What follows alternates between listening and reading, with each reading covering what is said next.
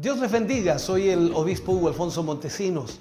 La palabra de Dios para nuestras vidas está llena de esperanza y nos muestra los principales pilares de la fe en nuestro Señor Jesucristo. Te invito a ver con mucha atención el siguiente mensaje. Esperamos que esta palabra pueda bendecir y fortalecer tu vida. Te invito a ver el mensaje de Dios. Vamos a ir al libro de Isaías, que nos refleja esta extraordinaria situación o extraordinario momento de Isaías, en donde puede ver a Dios. Isaías capítulo 6, versículos 1 al 8, tomaremos como base para el tema de esta mañana. Dice: en el año que murió el rey Uzías, vi yo al Señor sentado sobre un trono alto y sublime, y sus faldas llenaban el templo. Por encima de él había serafines, cada uno tenía 6 alas, con 2 cubrían sus rostros, con 2 cubrían sus pies y con 2 volaban. Y el uno al otro daba voces diciendo: Santo, Santo, Santo, Jehová de los ejércitos, toda la tierra está llena de su gloria. Y los quiciales de las puertas se estremecieron con la voz del que clamaba, y la casa se llenó de humo.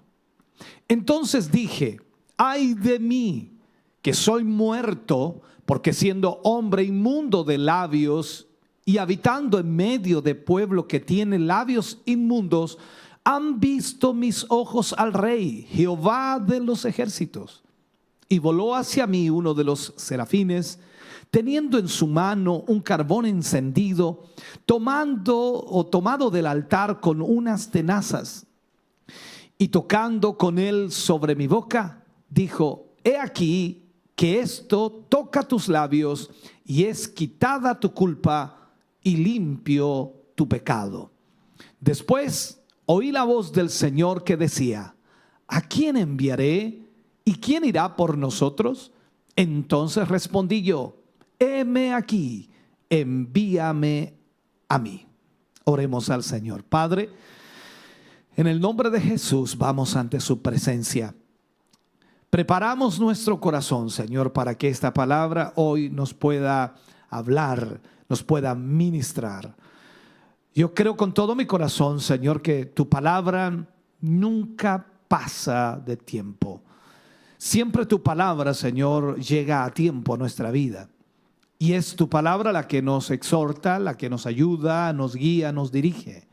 Y es por eso que en esta mañana, Señor, te pedimos que tu mano poderosa se extienda sobre cada vida y corazón y pueda traer, Señor, una respuesta a cada corazón. Y a través de ello, Señor, cada uno de nosotros podamos responder a tu llamado. Podamos responder a lo que tú quieres y deseas que nosotros hagamos. En el nombre de Jesús te pedimos hoy que esa gracia divina esté sobre cada uno de tus hijos. Amén y amén, Señor. Vamos entonces a hablar en el día de hoy viendo a Dios, de acuerdo a Isaías capítulo 6. La oración, hermano querido, es lo más importante. Como dije en un tema anterior, sin la oración nada funciona, absolutamente nada. En Isaías capítulo 6, versículo 1 al 8, está hablando aquí en realidad de lo que Isaías vio, de lo que Isaías observó. Y una vez que él observó aquello, increíblemente nos damos cuenta también cuál fue la reacción de Isaías. Ahora, si tú eres cristiano, si tú eres un hijo de Dios, eres una hija del Señor, si eres creyente y llevas también muchos años siendo creyente, puedes hacer lo que has sido llamado a hacer y puedes creerle a Dios. Y eso es una de las cosas fundamentales que debemos hacer como cristianos. Ahora, habrán dificultades, y es un hecho que habrán dificultades. Es imposible que no las hayan. Pero quiero enfrentar o quiero ponerte frente a esta situación. Vas a enfrentar muchas veces lo que es aparentemente imposible para ti. Pero si tú pones tu corazón en Dios, si pones tu fe en Dios, entonces nada será imposible para ti. La Escritura dice, para el que cree, todo es posible. Entonces, en la Escritura que vimos anteriormente de Isaías, tiene que ver directamente con el profeta Isaías. Es la experiencia que él vivió, lo que él, en otras palabras, experimentó. Tiene que ver con él, por supuesto, en el tiempo, de acuerdo a lo que dice la Escritura, en el tiempo cuando el rey Usías murió. Y ahora él viene a la casa de Dios y ora a Dios. Y aquí es donde está la experiencia. Ahora, si tú traspasas los cielos y a través de la oración tocas a Dios, es como una forma de decirlo, lo primero que va a suceder es que tú verás a Dios. Tú verás a Dios. Llega el momento en la vida de una persona que busca vida, una persona que busca de Dios, una persona que ama a Dios, cuando el espíritu que está en él demanda una realidad. Ya no es una teoría a la cual se sujeta, sino que demanda una realidad. Aquí no hablo de ser salvo, hablo de conocer a Dios.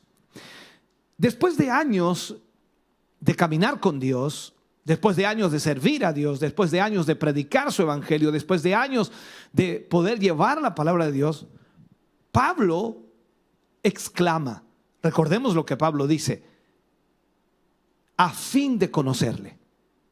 O sea, ¿podemos nosotros dudar de la gran salvación del apóstol Pablo? De ninguna manera. Pablo está diciendo que quería conocer a Dios. Hablamos entonces de un conocimiento de Dios que no está basado en argumentos. Los argumentos están por todas partes y tenemos muchos argumentos también en la Escritura para decir Dios existe, Dios es real, Dios es verdadero, Dios es poderoso, porque los argumentos están allí. Pero hablamos del conocimiento de Dios que no está basado en argumentos. Un conocimiento que es más que la habilidad de repetir un versículo de memoria. Va a llegar el momento en tu vida cuando tú debes saber si estas cosas que tú has predicado o has dicho o entre comillas has hablado son verdad o no lo son. Acuérdate de algo. El infierno va a atacar tu mente constantemente y tú vas a tener que llegar al punto donde tú sabrás de esta realidad, de esta lucha real, genuina. Recordemos algo, el clamor de Pedro en el libro de Mateo, capítulo 14, versículo 28, cuando él dice, Señor, si eres tú, manda que yo vaya a ti sobre las aguas. O sea, aquí vemos a Pedro pidiendo realidad. Pedro confiaba en Jesús, creía en Jesús, pero él quería ir más allá, quería experimentar la realidad. Ese fue el clamor del espíritu humano en su deseo de ir más allá de lo ordinario, más allá de lo natural, más allá de lo meramente religioso, más allá de ir a la escuela dominical y hablar de un Dios que nunca ve. ¿Has estado alguna vez en esta situación? ¿Has dicho alguna vez, quiero conocer a Dios? ¿Sabe? Los problemas son más complejos hoy que en el primer siglo y es una gran verdad. Necesitamos a Dios como quizás ninguna otra gente o ninguna otra generación jamás lo haya necesitado. Por eso Pedro entonces dice, manda que yo vaya a ti caminando sobre las aguas. Pedro estaba diciendo, permíteme que yo salga de este bote religioso. Déjame ver aquello que el hombre no puede explicar. Déjame experimentar la realidad de tu poder, de tu autoridad. Deja que me mueva en el reino de lo sobrenatural, donde la única explicación de lo que está ocurriendo es Dios está aquí. ¿Sabe? Tarde o temprano vas a estar inconforme y tiene que ser así. Tiene que ser así. Si tú piensas que tienes todo, entonces no vas a ninguna parte. Porque vas a tener un momento en la vida en donde te vas a sentir inconforme. Pero cuando sabes que hay más, a eso me refiero. Cuando tú sabes que hay más, cuando lees el libro de los Hechos y tu vida de alguna manera es reprendida espiritualmente, algo dentro de ti va a decir: manda que yo vaya a ti sobre las aguas. O sea, tú sabes que hay mucho más de Dios para ti, mucho más poder que ver, que experimentar, y sin duda tú vas a querer más. Veamos esta historia. Isaías era un estudiante del seminario teológico, lo voy a poner así para que entendamos en nuestro lenguaje de hoy. Isaías estudiaba todos los hechos de Dios sobre Israel, sobre su pueblo, la historia, todo, absolutamente todo. Él había escuchado todo, había escuchado sobre los milagros de ayer, el maná que cayó en el desierto, el mar rojo que se abrió, que se dividió en dos, los muros de Jericó que habían caído. Era una historia que en su mente creía, pero no en su corazón. Teológicamente o históricamente, él sabía que había existido eso, pero le costaba imaginarlo como una realidad. Este joven predicador, Isaías, había llegado al punto de su vida donde su espíritu demandaba realidad. Él tenía que conocerla, tenía que conocer la realidad. Usías, el rey de Israel, era tío de Isaías. Veamos esto. Y en la política de los días de Isaías no había nada más alto que el rey. Por lo tanto, el rey era el que gobernaba. El rey tenía el poder de la vida y de la muerte. Isaías, sin lugar a dudas, podría haber tenido una carrera muy prometedora en la política. Su tío era su ídolo, el ídolo de su vida, o sea, era un gran hombre para Isaías. Y Isaías pudo ser embajador en cualquier región. Sin duda había un lugar en la política del rey para su joven sobrino Isaías. Quiero que me sigas en esto. El único problema era que Dios había puesto su mano sobre Isaías. Y ese era el punto de diferencia. Ahora, pero a pesar de que la mano de Dios había estado sobre Isaías o había venido sobre Isaías, Isaías no estaba seguro. Quizás su tío le ofrecía a Isaías una carrera política para que fuera una persona importante, en otras palabras, en el país. Y por otro lado estaba la presión de Dios diciéndole a Isaías que lo necesitaba para el servicio. Entonces vino un tiempo cuando Isaías dijo: voy a arreglar este asunto de una vez por todas. Voy a cerciorarme qué es lo que tengo que hacer. Si Dios es real, voy a conocerlo. Ahora, esto no es incorrecto.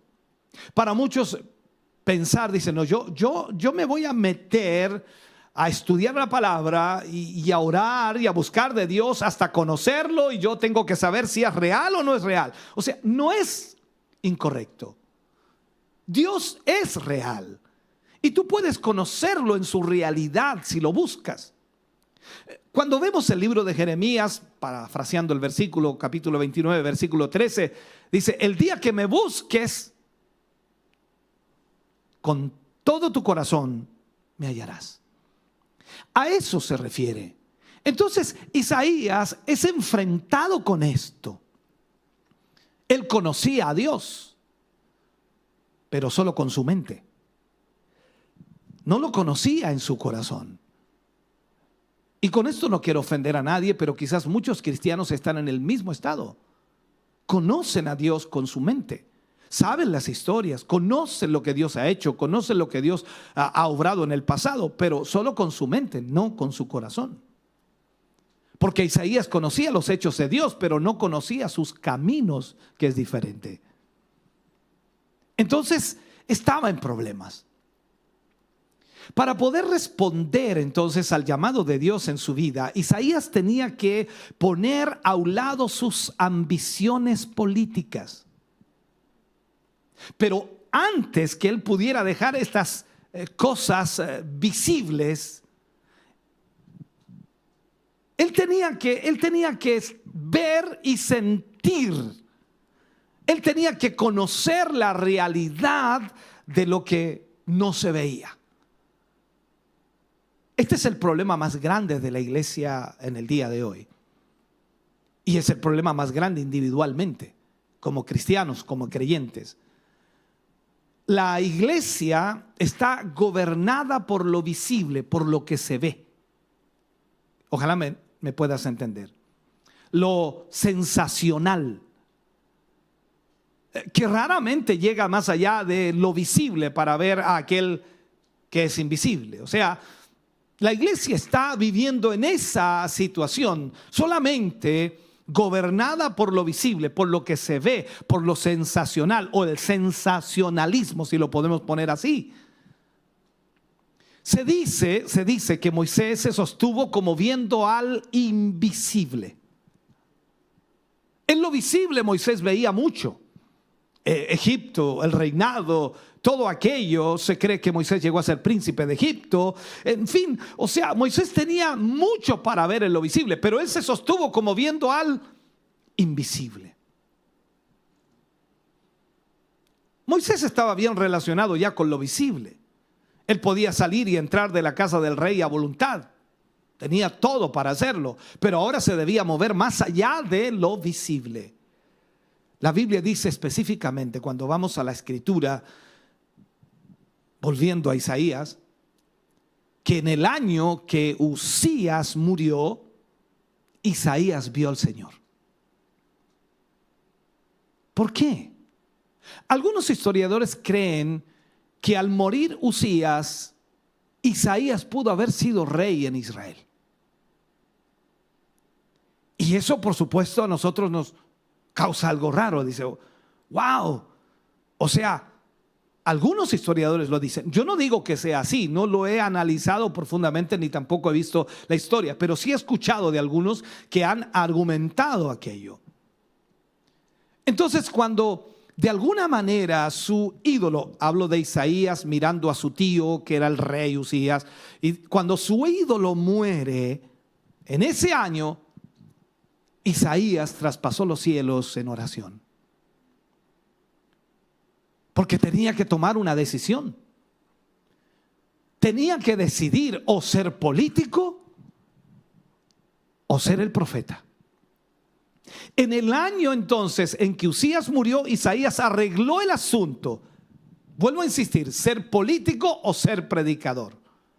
Ahora, yo no sé cuánto tiempo le tomó, pero tiene que haber sido menos de un año, algunos meses. Pero sí sé una cosa, y eso es lo que la Biblia me muestra, que él era un joven decidido a conocer la realidad. Él no podía tomar una decisión por argumentos. Entonces él fijó su corazón para poder conocer. Y la escritura dice que fue en el año en que Uzías murió que Isaías vio al Señor. Vio a Dios. Toda persona que está en tierra tiene el derecho de aceptar o rechazar a Dios en las bases de la realidad. Toda persona, todo ser humano en esta tierra tiene el derecho de aceptar o rechazar, vuelvo a insistir, rechazar a Dios en las bases de la realidad. Nunca fue el propósito de Dios que su pueblo sea producto de un argumento. No es la voluntad de Dios que la iglesia sea una sociedad de debate. Porque usted lo ve todos los días en eso, ¿no? En las redes sociales. ¿Cómo debaten, hermano querido? No es la voluntad de Dios que tú y yo, que predicamos el Evangelio como predicadores del Señor o del Evangelio, gastemos nuestro tiempo hablando de Dios. Parece raro lo que estoy diciendo, pero déjame argumentar más profundamente en la palabra. Debemos hablar por Dios, que es la gran diferencia. El problema de muchos predicadores es que hablan de Dios y argumentan de Dios, pero debemos hablar por Dios en su lugar, en otras palabras, y demostrar que Dios es como alguien real. Es real. Recordemos algo. Pablo dijo que este evangelio no se predica solo en palabras, sino en demostración y en el poder del Espíritu Santo, para que nuestra fe no esté fundada en la sabiduría o en el argumento de los hombres, sino en el poder de Dios. El testimonio de Pablo fue con potencia de señales y prodigios, y en el poder del Espíritu de Dios. Todo, dice, todo lo he llenado del Evangelio de Cristo. O sea, vemos ahí entonces que Pablo nos está diciendo, esto es más que palabrería, esto es más que palabras elocuentes, esto es más que buenos argumentos, esto es poder de Dios, señales y prodigios. La pregunta podría ser, ¿cómo predico? Y la pregunta sería, ¿cómo predicó Pablo? A través de poderosas señales y prodigios.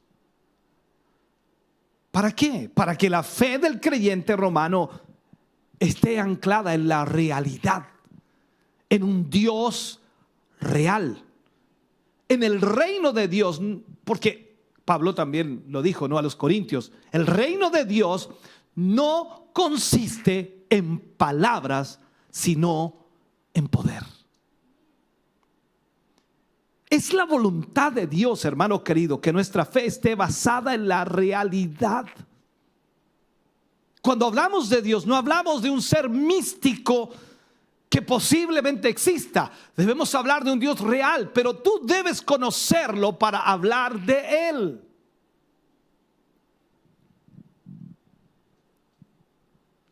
En ninguna parte, hermano querido, es esta verdad más real que en el llamado del profeta Eliseo.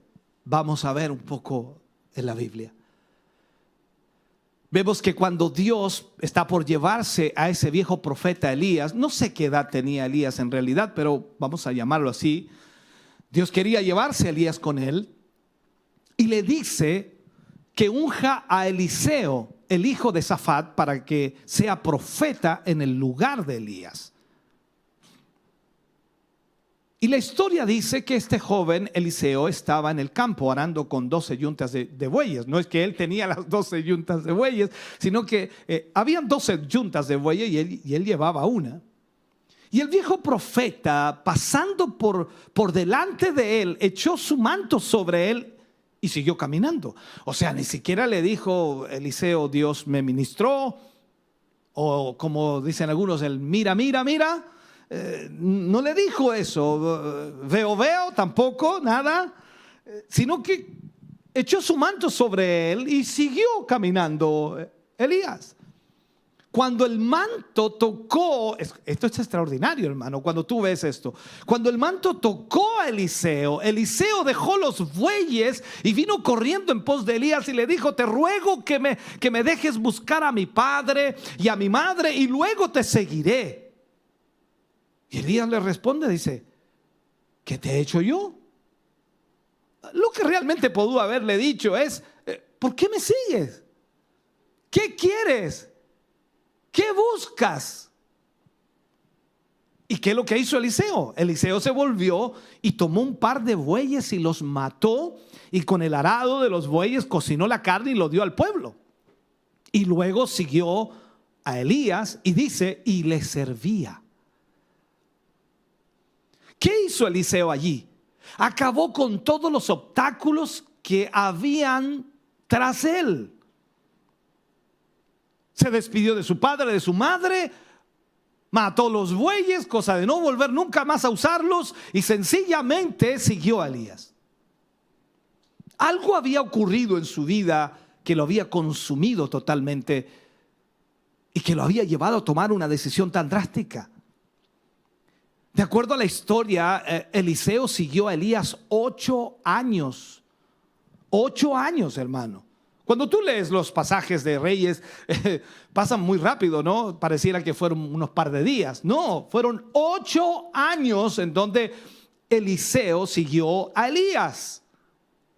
Y los dos fueron, en uno de los pasajes ya casi al final, fueron a Gilgal. Y Elías le dice a Eliseo, quédate ahora aquí porque Jehová me ha enviado a Betel. Y Eliseo le dijo, vive Jehová, vive tu alma, que yo no te dejaré. Y lo siguió. Luego en Betel Elías trató de dejarlo otra vez, pero él le dio la misma respuesta, no te dejaré. En Jericó tampoco le dijo, quédate aquí porque el Señor me ha enviado al Jordán. Tampoco lo dejó. O sea, rehusó quedarse. En el Jordán, el viejo profeta tomó su manto y golpeó las aguas. Y las aguas se separaron. Los dos pasaron en seco. Y estando al otro lado del río, sin bote ni lanchas para volver, no había manera de regresar. Ahora, si Dios tomaba al viejo profeta en ese momento, el joven profeta se quedaría solo. Y estaba en una situación imposible. Y ahí es donde el viejo profeta Elías le pregunta a Eliseo, ¿qué quieres que te haga? Eliseo rápidamente responde, te ruego que una doble porción de tu espíritu sea sobre mí. ¿Qué estaba diciendo Eliseo? Quiero que una doble porción de lo que sentí en ese campo hace 8 años atrás, cuando me echaste el manto, quiero doble de eso. O sea, Eliseo sintió algo. Él supo algo. Había una realidad. Él no estaba siguiendo a un hombre con un argumento sólido. Él había probado de los poderes celestiales. ¿Sabe? Dios no quiere que todos nosotros tengamos la oportunidad solo de tener argumentos, sino que Dios quiere que nosotros tengamos la oportunidad de aceptarlo o rechazarlo sobre la base de la realidad. Isaías, volviendo a Isaías, había alcanzado el punto en su vida, en ese punto crucial. Había algo en él que demandaba una realidad. Él estaba siendo llevado hacia 2 direcciones. Él quería seguir a Dios si es que en verdad Dios era real, pero él tenía que saberlo. La Biblia dice que Isaías vio a Dios. ¿Sabes? Cuando veas el término en la Biblia, ver significa conocer, a menos que específicamente diga otra cosa, pero significa conocer. Conocer es ver y ver es conocer. Entonces, de acuerdo a Efesios capítulo 1, versículo 18, allí Pablo habla, dice, alumbrando los ojos de vuestro entendimiento para que sepáis. En el año entonces que murió el rey Usías, vio al Señor alto y sublime. E Isaías vio al Señor alto y sublime. Él llegó a conocerlo como Dios. Ver a Dios es conocer a Dios. No es verlo con tus ojos, sino con tu corazón. Isaías tuvo una experiencia con Dios. Él se encontró con Dios. Isaías había escuchado acerca de Dios, pero él no conocía al Señor. ¿Sabes? Multitudes de creyentes han creído en la iglesia y han escuchado de Dios toda su vida, pero nunca han conocido realmente a Dios. Cuando Pablo le habla a Timoteo, en 2 de Timoteo 3:7 le dice, estos siempre están aprendiendo y nunca pueden llegar al conocimiento de la verdad. Cabezas llenas de Biblia, pero nunca han tenido un encuentro con Dios. Ahora, no me estoy refiriendo a la salvación, hermano querido. Estoy hablando de conocer al Dios que nos ha salvado. Cuando un hombre y una mujer se casan, ellos creen que se conocen el uno al otro. Pero después de años de compartir sus vidas juntos, ellos realmente llegan a conocerse. Se conocen más el uno al otro al paso de los años, pero eso no significa que ahora están más casados que antes. No es que estén más casados que cuando ellos hicieron sus votos por primera vez. Lo que pasa es que ahora se conocen. Entonces Isaías se crió con las historias del Antiguo Testamento. Él había escuchado del Mar Rojo que se había dividido, del maná que cayó en el desierto, del agua de la roca, en fin, todo lo que tú y yo también conocemos. Ahora él anhelaba poder decir como Job: de oídas te había oído, mas hoy mis ojos te ven. Esa es la fortaleza de la vida, hermano querido. Una cosa es conocer acerca de Dios, pero otra cosa es conocer a Dios. Tú puedes conocer todo sobre comidas y morirte de hambre. Entonces tienes que comer la comida para poder recibir de ella la fuerza, la energía. Tienes que comer esa comida. Tú puedes ir al infierno conociendo acerca de Dios. Pero si tú realmente conoces a Dios, entonces tienes la respuesta para poder vivir en la voluntad de Dios. Pablo le habla a los hebreos en el capítulo 11, versículo 6 y le dice: pero sin fe es imposible agradar a Dios, porque es necesario que el que se acerca a Dios crea que le hay y que es galardonador de los que le buscan. Tú no puedes creer que hay Dios en medio de las circunstancias frustrantes de la vida, a menos que tú verdaderamente experimentes o conozcas a Dios. Hay personas que comienzan muy bien, que son cristianos verdaderamente nacidos de nuevo, pero nunca perseveraron en buscar esa unión real con Dios. Son buenos cristianos. Son buenos hermanos, son gente muy amable, gente muy linda, pero nunca han buscado conocer realmente a Dios. Y esas personas son muy fáciles de derrumbar y de frustrar.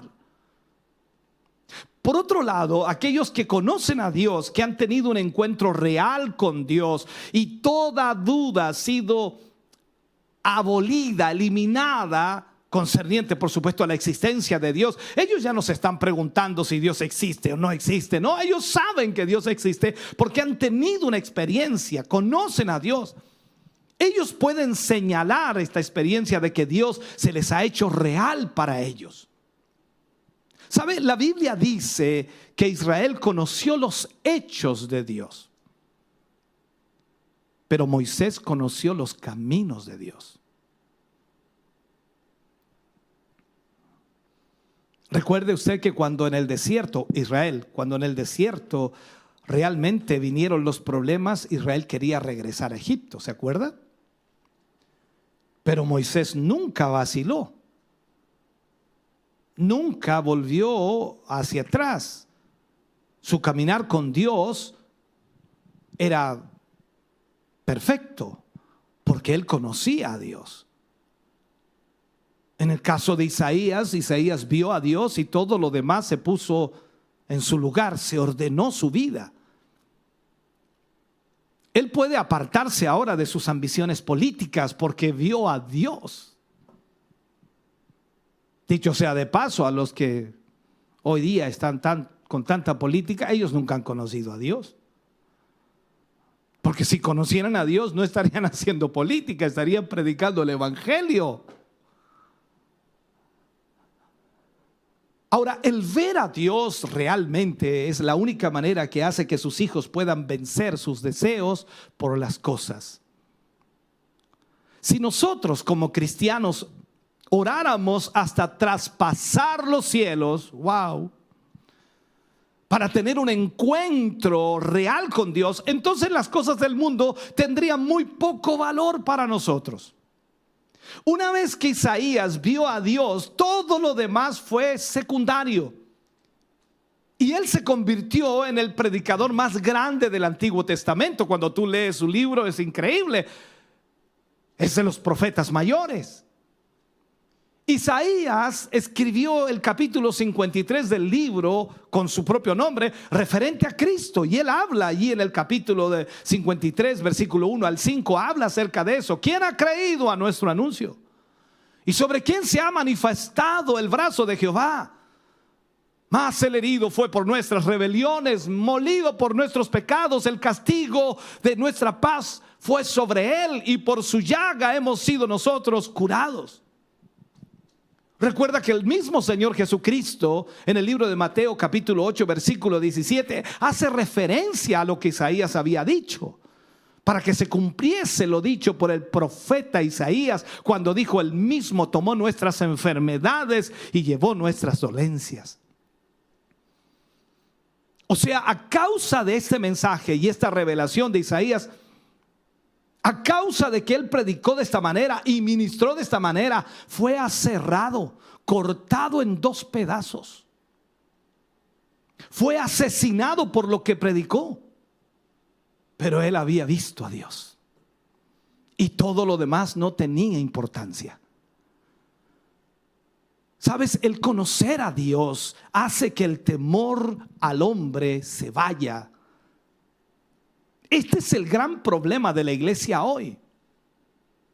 Tenemos miedo de ser diferentes y de hablar en contra de la horrible mezcla de la verdad y el error. Y como resultado, todo ha llegado a ser iglesia. Hoy día todo es iglesia. Todo el mundo es parte de la iglesia. Por eso tenemos a tanta gente que está en la farándula, que está en el jet set, como le llaman hoy día. Todos son cristianos ahora, todos son iglesia, porque hay una mezcla de la verdad y del error. Más que cualquier otra cosa, la iglesia necesita ver a Dios. Tú tienes que verlo personalmente. Necesitamos tocar a Dios en oración. Isaías vio a Dios y pudo olvidar el trono, pudo olvidar la política, pudo dejar todo aquello. ¿Cómo ocurre esto? Orando hasta traspasar los cielos y tocar a Dios. ¿Sabes? Él llegó al punto de la total frustración, tratando de hacer que funcionara aquello en lo cual él creía. Él despertó un domingo en la mañana y dijo: esto tiene que terminar. Yo debo tener una respuesta. Es como decir: yo no me voy a levantar de esta oración hasta que tenga una respuesta de Dios. Esto es como Jacob peleando con el ángel. No te suelto hasta que me bendigas. Es como la mujer llamada Ana que oraba y derramaba su alma ante Dios: dame un hijo. Entonces, tal como decía Jeremías, y lo vimos ya, 23:13, dice: y me buscaréis y me hallaréis, porque me buscaréis de todo vuestro corazón. Isaías se despierta y dice: yo tengo que conocerlo.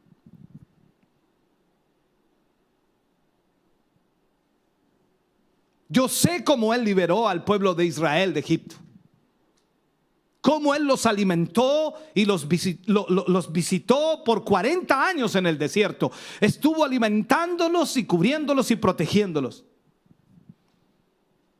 Y quizás Isaías le habló al Señor: Señor, he leído esas historias como 100 veces, me las conozco de memoria, sé absolutamente todo. Yo he sido conmovido por todas esas obras de nuestro gran Dios, pero ya no puedo vivir del pasado. Yo necesito y debo conocer a Dios personalmente. Ahora, muchos tienen el concepto de que si buscamos mucho a Dios podemos decepcionarnos. Pero Isaías dijo: no, yo no me voy a decepcionar. voy a encontrar a Dios. O encuentro a Dios o me olvido de la religión. Y eso no está mal. Tú tienes derecho de conocerlo. No tienes que vivir preguntándose o preguntándote si Dios es real o no. No puedes vivir así. Tú tienes que conocerlo. No importa si tú crees en mi testimonio o no, en el testimonio del hermano o no, no importa. Yo creo en mi testimonio, yo creo en lo que Dios ha hecho en mi vida, yo creo y he experimentado a Dios, yo me he encontrado con Dios. Ahora, es difícil engañar a una persona que ha visto a Dios, es difícil engañar a una persona que cree en Dios y que tiene una experiencia con Dios. Ahora he visto cómo se juega, hermano querido, con esto.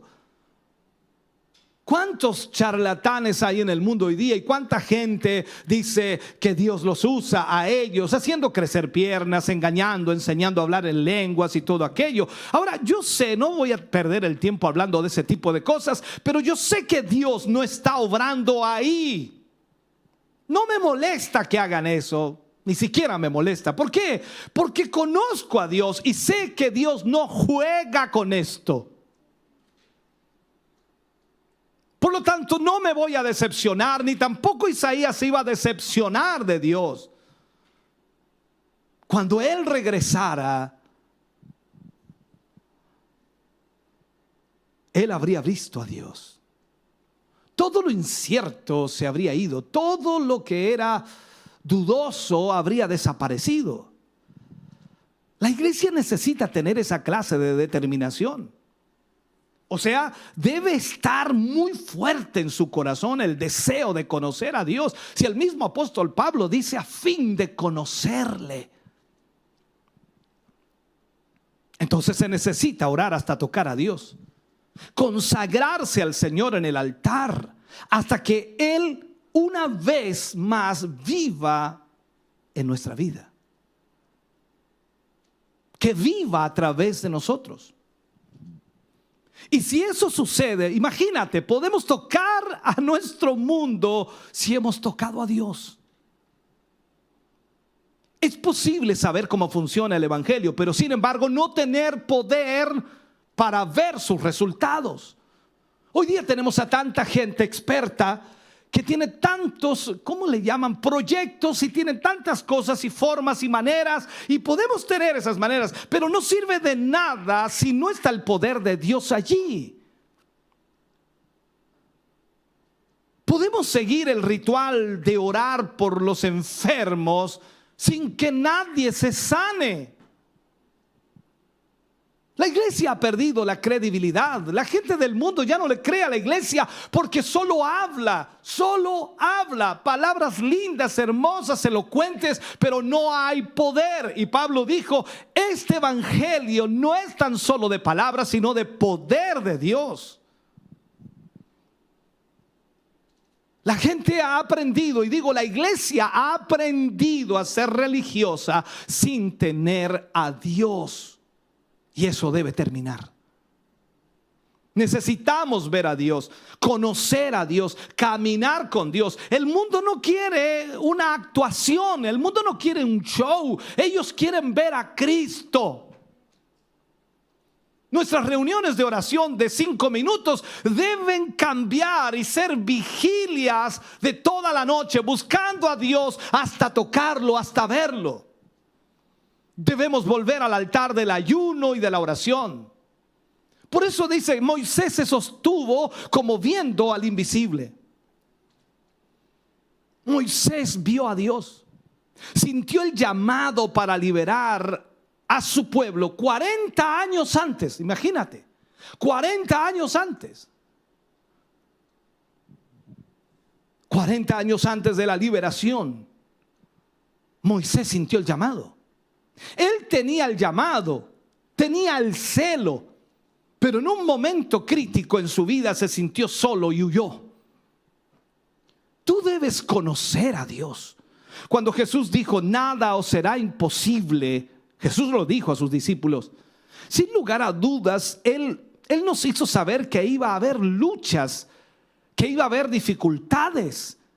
Moisés no conocía a Dios de la manera como un día lo conocería. Así que cuando el adversario lo atacó, él huyó, se asustó. Tiempo después, Moisés vio a Dios en la zarza que ardía y a partir de ese momento él avanzó con seguridad. Me encanta esta historia. Moisés nunca cuestionó el poder de Dios otra vez, nunca más. Con la zarza que ardía, Moisés avanzó más allá de lo visible. Moisés conoció cómo Dios se movía. Israel conoció los hechos de Dios. Cada vez que había problemas, Israel quería volver a Egipto, pero Moisés rehusaba mirar atrás. No, tenemos que seguir. Moisés tenía uno de los caracteres, ¿cómo llamarle así?, más originales de la historia. Antes que fuera al desierto, él era un hombre poderoso en palabras, poderoso en hechos. Pero cuando Dios vino a él años más tarde, Moisés no podía ni hablar. Moisés trató de usar esta desventaja como excusa para no obedecer a Dios. Recordemos la historia. Dios le dijo que la razón por la que fue al desierto había sido, en primer lugar, para anular la fe en su propia habilidad, en su propia capacidad. Ahora que Moisés sabía que no podía, Dios pudo vivir a través de él y hacer la obra. A partir de ese encuentro con Dios en esa zarza, Moisés se dirigió a Egipto para liberar a 3 millones de esclavos con una vara.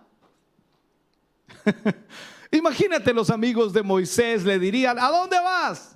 Y él le respondió: voy a Egipto a libertar al pueblo de Dios. ¿Y dónde está tu ejército? Y él les contestaría: aquí está un asno, una vara y Aarón, mi hermano. Cada paso que el asno avanzaba, el diablo le decía a Moisés: Moisés, recuerda, te están buscando en Egipto. Tu foto debe estar en todas partes. Vamos a ponerlo en este tiempo actual, ¿no? Tu foto debe estar en todas partes y te van a agarrar en la frontera y no te van a dejar entrar, y al contrario, te van a apresar. Moisés nunca volvió atrás. Nunca permitió que el temor dictara su curso de vida. No, porque él había visto a Dios.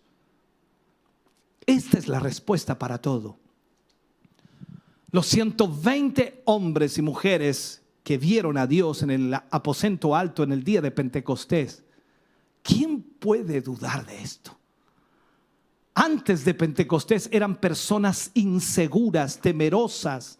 No podían escuchar nada de lo que Jesús decía. Iban de arriba a abajo peleando sobre quién estaría a la derecha o a la izquierda, quién sería el mayor. Habían escuchado predicar a Jesús y visto sus milagros, pero aún algo faltaba en sus vidas. Cuando Jesús se fue, Él les ordenó: esperen hasta que hayan sido investidos de poder de lo alto. Y en efecto, hermano querido, ellos no tenían una teoría allí. Esto ocurrió en Pentecostés. Fueron llenos del Espíritu Santo. Todas las instrucciones y enseñanzas de Jesús en ese día en Pentecostés se volvieron una realidad para ellos. Ya no era teoría, era real, era poder de Dios. Ellos vieron a Dios ese día de una manera como nunca lo habían visto, hermano querido, y desde ese momento no retrocedieron nunca. Déjame cerrar con este mensaje. Pedro, que había negado al maestro poco antes, pero estaba allí en Pentecostés y fue lleno del Espíritu Santo. Pedro se pone de pie después de la llenura del Espíritu. Había tocado a Dios, había conocido a Dios, había visto a Dios. Hermano querido, todo cambió para Pedro. Él predicó y mira tantas almas que ganó. El mismo Pedro y Juan, yendo al templo a la hora de la oración, se encuentran con ese paralítico a la entrada. No tengo plata ni oro, más lo que tengo te doy. No lo que tenía Jesús, lo que tengo te doy. En el nombre de Jesús, levántate y anda. Ver a Dios, hermano querido, es orar hasta traspasar los cielos. Esa es la respuesta para todo. Y tú y yo necesitamos ver a Dios. Isaías tuvo la experiencia de ver a Dios sentado en su trono. Y eso lo cambió absolutamente. Ya no habían dudas, ni los argumentos ya eran necesarios. Porque él había visto a Dios. Dios era real. Por eso cuando Dios pregunta, ¿quién enviaremos? ¿Quién irá por nosotros? Isaías respondió, heme aquí, envíame a mí. Permíteme orar. Padre, en el nombre de Jesús vamos ante tu presencia. Solo podemos darte gracias, Señor, por esta palabra. Agradecer, Señor, el que tú nos hables y nos ministres de esta manera. Permite, oh Dios, a tu Espíritu Santo que toque el corazón y vida de tus hijos allí en casa. Que ellos puedan, Señor, entender que necesitamos ver a Dios, experimentarlo personalmente en nuestra vida. Señor, muchas gracias por tu presencia aquí, por tu Espíritu Santo en medio nuestro. Gracias por tu gran amor y misericordia, por tu gran bondad. En el nombre de Jesús lo agradecemos. Amén y amén, Señor. Estamos contentos de que hayas visto y escuchado este mensaje. Creo con todo mi corazón que Dios le ha bendecido. Quiero invitarles a suscribirse a mis redes sociales, donde tenemos contenido que le ayudará a alimentar su vida espiritual.